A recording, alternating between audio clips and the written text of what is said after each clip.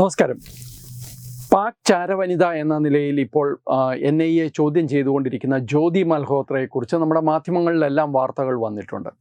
ജ്യോതി മൽഹോത്ര കേരളം സന്ദർശിച്ചു എന്നതും വന്ദേ ഭാരത് എക്സ്പ്രസിൻ്റെ ഉദ്ഘാടന ചടങ്ങിൽ പങ്കെടുത്തു എന്നുള്ളതും ഒക്കെ വാർത്തകളായിട്ട് വന്നിട്ടുണ്ട്. പക്ഷേ ജ്യോതി മൽഹോത്രയെക്കുറിച്ച്, അവരുടെ ബന്ധങ്ങളെക്കുറിച്ച്, അവരുടെ യാത്രകളെക്കുറിച്ച് അന്വേഷണം ഇങ്ങനെ പുരോഗമിക്കുമ്പോൾ ഒരുപക്ഷെ നമ്മുടെ മാധ്യമങ്ങൾ പറയാൻ സാധ്യതയില്ലാത്ത ഒരു ഘടകം അതിൽ തെളിഞ്ഞു വരുന്നുണ്ട്. അത് കേരളവുമായിട്ടുള്ള ജ്യോതി മൽഹോത്രയുടെ ബന്ധം തന്നെയാണ്.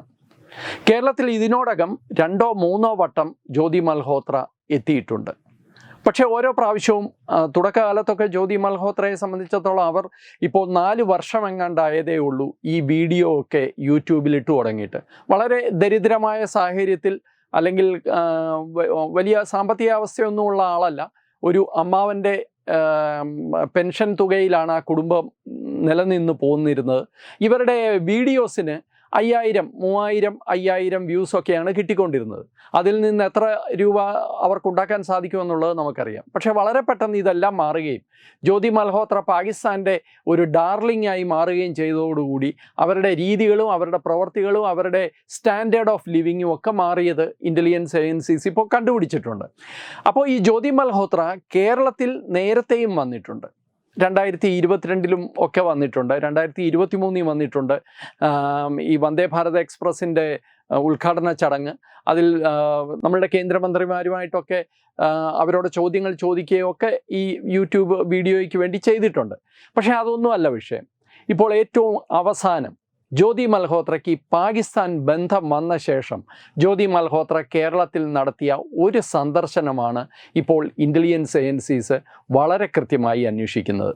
ആ സന്ദർശനം മറ്റൊന്നുമല്ല, ഈ വർഷം ഈ ജനുവരിയിൽ 2025 ജനുവരിയിൽ ജ്യോതി മൽഹോത്ര കണ്ണൂർ ഭാഗത്തേക്ക് നടത്തിയ ഒരു യാത്രയാണ്.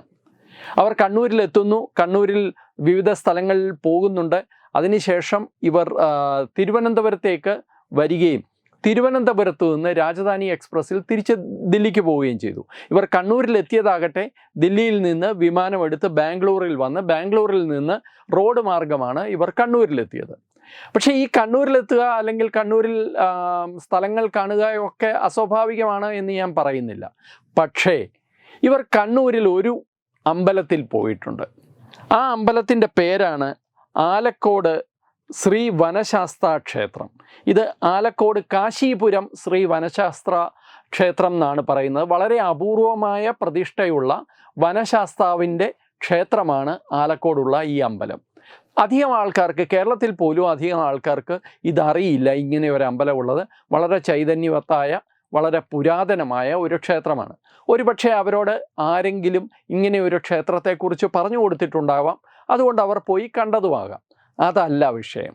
പക്ഷേ ഇവർ പോയ ആ ഒരു ക്ഷേത്രം എന്തുകൊണ്ട് ഇവർ തിരഞ്ഞെടുത്തു എന്നുള്ളത് സംശയാസ്പദമാക്കുന്ന മറ്റ് ചില കാര്യങ്ങളുണ്ട്. ഈ ക്ഷേത്രം നിൽക്കുന്നത് കണ്ണൂരിൽ നിന്ന് 42 കിലോമീറ്റർ ദൂരെയാണ്. ഈ ക്ഷേത്രത്തിലേക്ക് അവർ പോയത് കാറിലാണ്. പക്ഷേ ഈ ക്ഷേത്രത്തിൻ്റെ ആ സ്ഥലത്തിന്, ആ ലൊക്കേഷന് ഒരു വലിയ പ്രത്യേകതയുണ്ട്. ഈ ക്ഷേത്രം ഏഴിമല നാവിക അക്കാഡമിയിൽ നിന്ന് വെറും 18 കിലോമീറ്റർ ദൂരെയാണ്.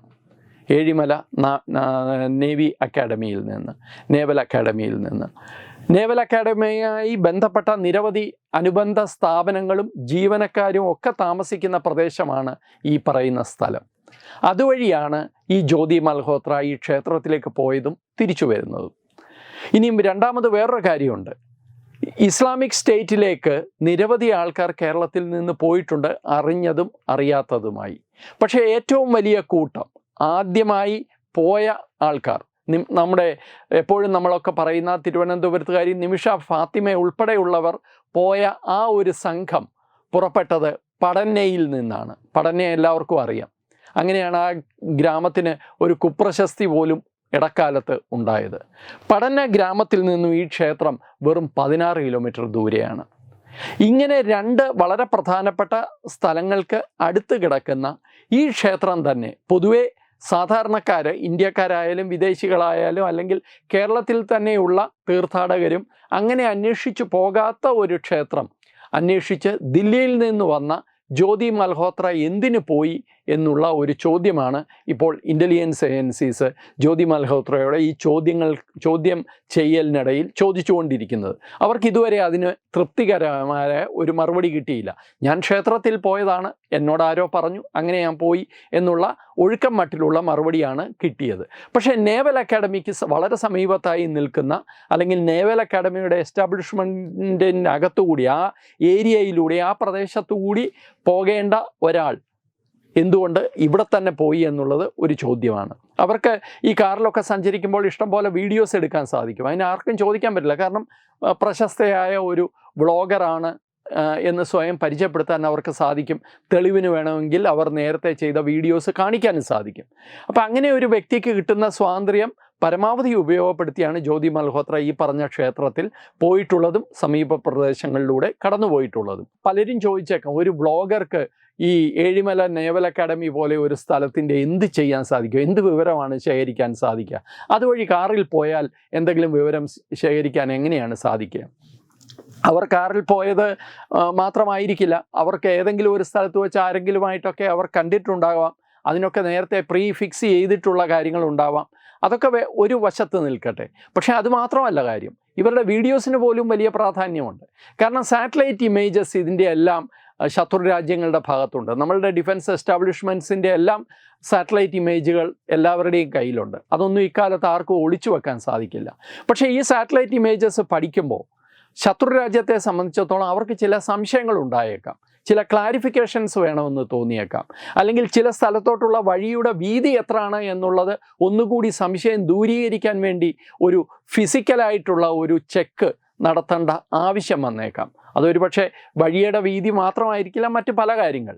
ഒരു പക്ഷേ അത്തരം ഒരു ടാസ്ക് കൊടുത്താണോ ജ്യോതി മൽഹോത്രയെ ഈ പറയുന്ന കാശീപുരം ക്ഷേത്രത്തിലേക്ക് ഇവർ ഈ പഠനയിലൂടെ, അല്ലെങ്കിൽ ഈ പറയുന്ന കാശീപുരം ക്ഷേത്രത്തിലേക്ക് ഈ നേവൽ അക്കാഡമിയുടെ സമീപത്തുകൂടി പറഞ്ഞു വിട്ടത് എന്ന് നമ്മൾക്കിപ്പോൾ ഉറപ്പിക്കാൻ സാധിക്കാത്ത കാര്യമാണ്. എന്തായാലും കേരളം ഇതിൽ ഇവരുടെ റഡാറിലാണ് എന്നുള്ളതിൽ യാതൊരു സംശയവുമില്ല. ഇപ്പോൾ കരസേനയേക്കാൾ കൂടുതൽ നാവികസേനയ്ക്കും വ്യോമസേനയ്ക്കും പ്രാധാന്യമുള്ള യുദ്ധങ്ങളാണ് ഭാവിയിൽ ഉണ്ടാകാൻ പോകുന്നത് എന്നുള്ള കാര്യത്തിലും യാതൊരു സംശയവുമില്ല.